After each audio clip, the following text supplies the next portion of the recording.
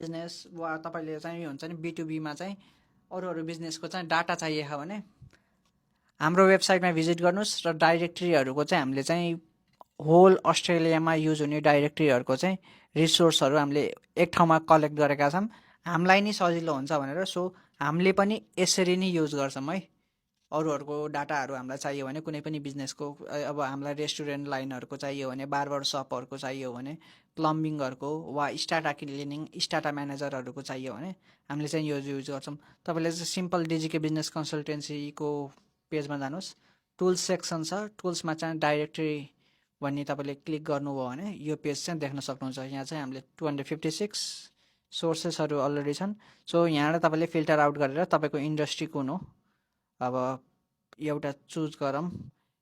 यदि तपाईँको आइटी छ भने एमसिपी आइटी सर्भिस, एकाउन्टिङलाई त जता गए पनि केही भएन।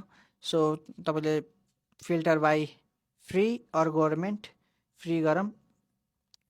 तपाईँले चाहिँ यहाँ देख्न सक्नुहुन्छ आइटी कम्पनीहरूको सबैले यहाँ लिस्ट आउट गर्छन्। तपाईँले चाहिँ यहाँबाट उनीहरूलाई चाहिँ फिल्ड उनीहरूको बिजनेसको डिटेलहरू अब प्रोफाइलहरू यसरी हेरेर उनीहरूलाई चाहिँ कन्ट्याक्ट गर्न सक्नुहुन्छ।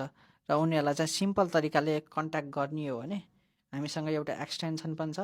यसले चाहिँ तपाईँको युजर नेम के अरे बिजनेसको नाम, रेटिङ, उनीहरूको एड्रेस सबै कुराहरू चाहिँ यसरी चाहिँ उनीहरूले पर आवर कति लिन्छन् सबै कुरा चाहिँ एकैचोटि एक्सट्र्याक्ट गरेर तपाईँले चाहिँ आउटरिच गर्न सक्नुहुन्छ है त। यस्तै